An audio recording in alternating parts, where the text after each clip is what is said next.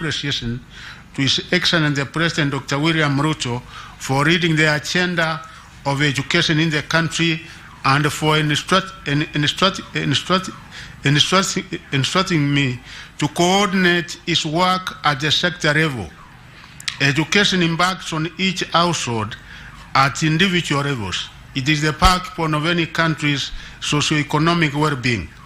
Our President has made all efforts to ensure that the quality of education is upheld through various initiatives instituted under his leadership. I also wish to recognize with appreciation the support accorded to the Ministry of Education by my counterparts in other government ministries, departments and agencies during the field administration of the KCPE and the ongoing KCSE examinations. This multi-agency collaboration is guided by my colleagues, Professor Kiture Kindiki and Engineer Elio Duwaro from the Ministry of Interior, and the coordination of national government and IT and digital economy cannot go unnoticed. I am proud that our country managed to deliver the KCPE examination in the face of the El Nino challenges. In some cases, it was difficult to access some of our examination centers that were cut off by the floods. Delivery of examination material to some of the 576 distribution centers countrywide was affected by the heavy rains. This necessitated use of air transport in order to ensure that all candidates successfully sat their examinations. I wish to thank all the teachers, field officers, security officers, NEC officers, and other stakeholders who braved the bad weather challenges to conclude the examinations. The fact that the 2023 KCPE examination cohort was the last under the 844 system has given the government's 100% transition policy from primary to secondary school level greater importance. We are all aware that any candidate who could fail to transition to Form 1 will not have an opportunity to repeat a class as was the case in the past, owing the end of the KCPE examination. Aware of this, the Ministry of Education ensured that all runners who were in Class 8 sat the 2023 examinations, even in cases where they had not been registered. As a result, 205 candidates who had not been registered for the KCPE examination this year took advantage of the registration waiver which I issued to sit for the examination. They are therefore among those whose results we are releasing today, and they will therefore have an opportunity to join Form 1 next year. To ensure no candidate misses out in joining Form 1 from the final 2023 KCPE examination cohort, the Ministry of Education will conduct thorough mapping of any those who may have failed to sit the examination of this year in order to administer a special examination in January 2023.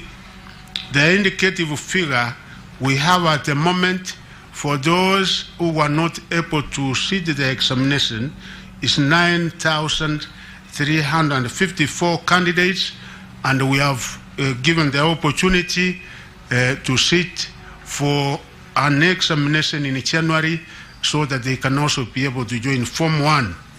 I wish to assure the country that the government has enough capacity to accommodate all the 1,406,557 candidates who sat their KCPE examination in 2023. Therefore, all parents should take advantage of the 100% transition policy to enroll their children in Form 1. I wish to assure the country that we are fully prepared and committed to a seamless transition from the 844 system to the CPC. Many of the issues that were unclear in this transition process up to last year have now been solved through the Presidential Working Party on Education Reform report. Currently, we are preparing a sessional paper and the necessary draft legislation for submission to Parliament for consideration. Once passed, the document will anchor most of the recommendations of the Presidential Working Party report. As per plan, the first cohort of the CPC runners will transition to grade 8 in January 2024. All education indicators show that the cohort is undergoing quality learning and teaching. I wish to assure the country that all curriculum materials are in place to support the runners. One other recommendation that the Working Party made regarded the funding of public universities and our TVET institutions. The Working Party recommended the introduction of the variable scholarship and the loan funding model under which students are funded depending on their level of need. I am happy to announce that the rollout of the new funding model has been successful. Already, the Higher Education Loans Board has released the sum of 5.2 billion to first-year students in our various public universities.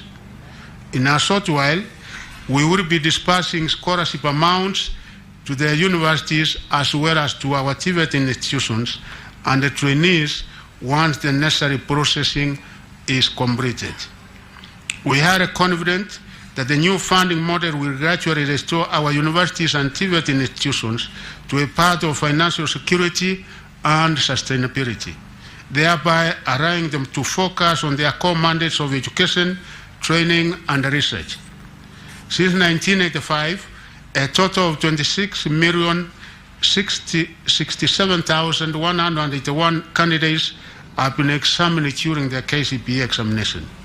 I am happy to report that the 844 period has recorded an improvement on achieving the gender parity in the education sector.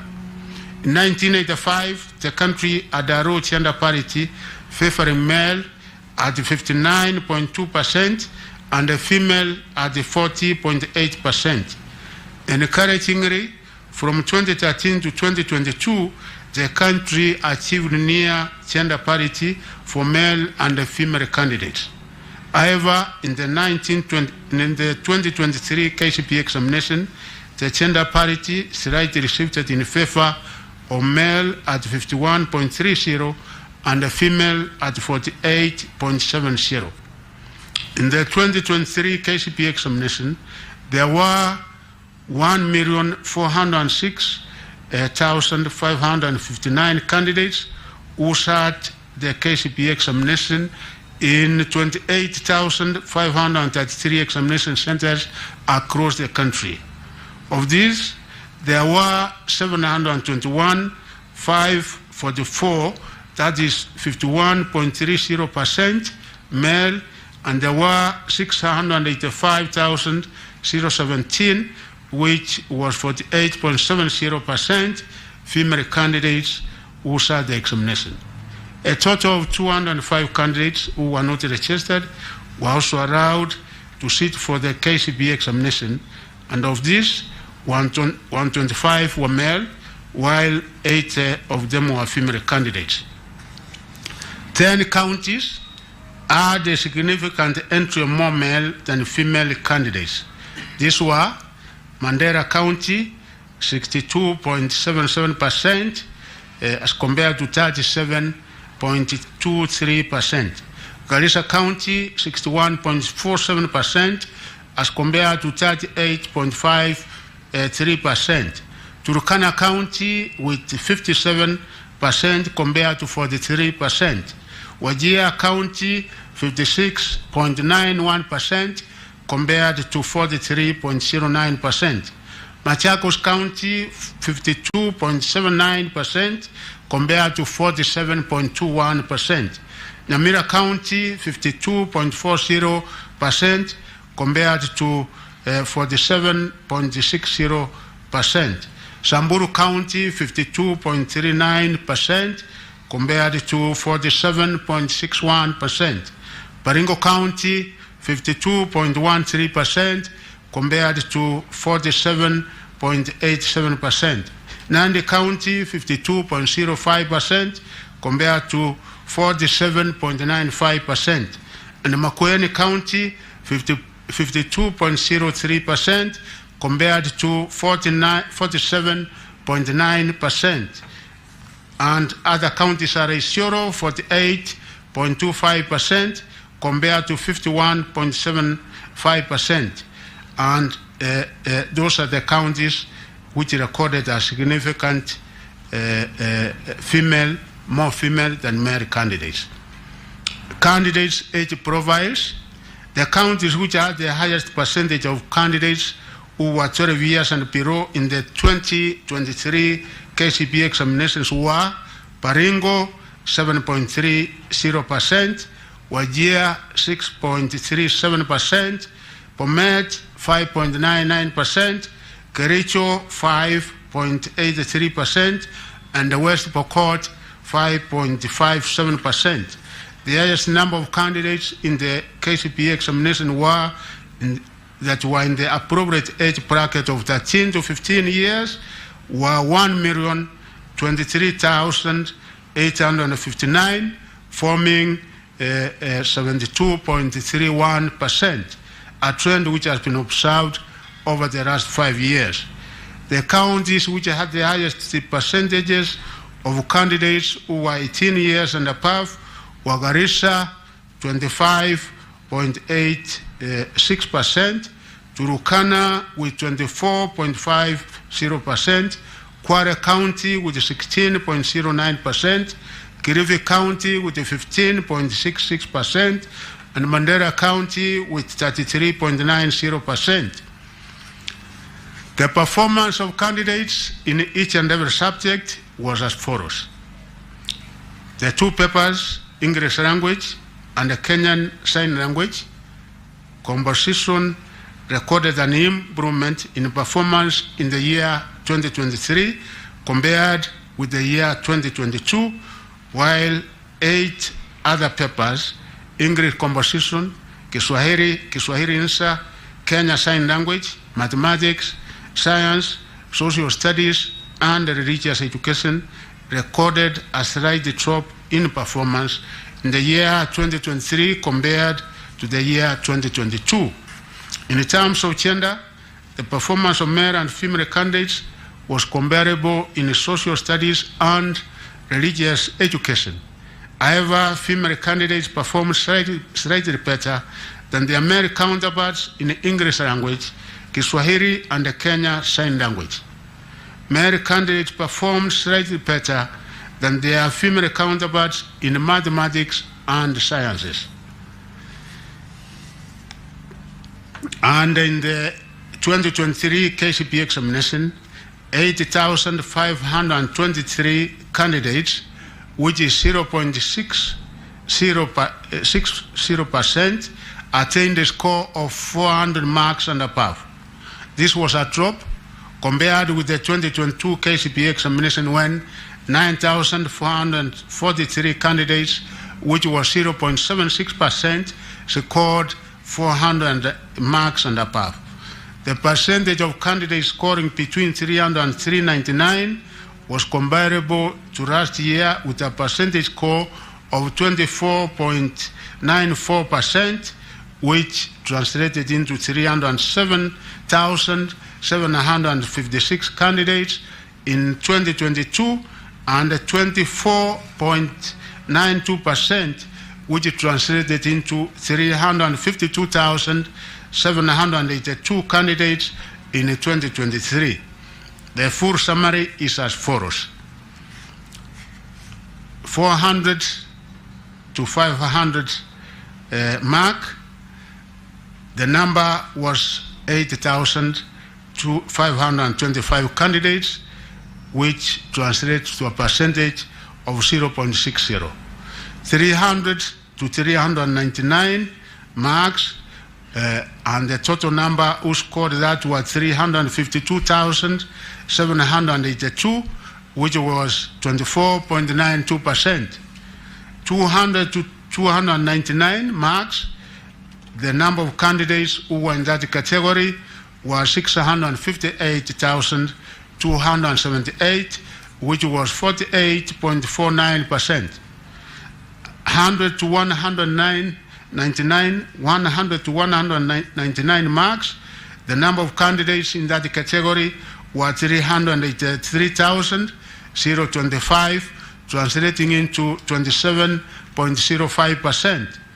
The ones who scored between 001 to 099 were 2,060 candidates, which formed 0.15%. The number, therefore, total number that sat the examination was 1,406,557, translating into 99.34%, which there were 9,000 who never did the examination, and we have given them the opportunity to come and do the exam. The highest score this year was 428 marks. 428 marks is the highest score for this year. I wish to commend the candidates and all officials for ensuring that the integrity and the credibility of the 2023 KCPE examination remained high. Only 2 candidates out of the total 1,406,557 were involved in examination malpractices during the 2023 KCPE examination. One of the candidates was found with unauthorized notes in the examination room, while the other candidate was found with a mobile phone in the examination room. As I've already said, the ministry will offer Form 1 placement opportunities to all the candidates who sat the 2023 KCPE examination in our public and the private secondary schools. Already the ministry has developed a fair and a transparent system for Form 1 placement that will ensure national, regional, and socioeconomic balance is achieved. The placement process will start on Monday, the 27th November 2023, and conclude within a period of 2 weeks.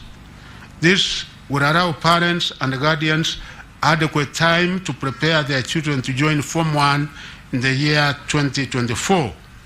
I therefore urge parents, guardians, and all stakeholders to ensure that all our learners transit to secondary school level so as to complete their basic education, which is critical to their survival and also beneficial for the country's development and growth. The 2023 KCPE examination candidates are urged to correct their results from their respective examination centers. Individual candidate results can also be accessed by sending a candidate's index number followed by the initials KCPE through a short message service SMS to 40054. This service will be available immediately after this event. I repeat again, individual candidates' results can also be accessed by sending a candidate's index number followed by the initials KCPE through a short message service SMS to 40054. The service will be available immediately after this event. It is now my humble duty and privilege to declare the 2023 KCPE examination results officially released.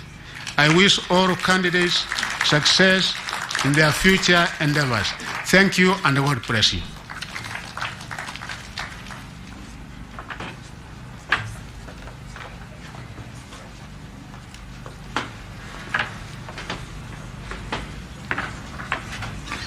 Yes, Chairman.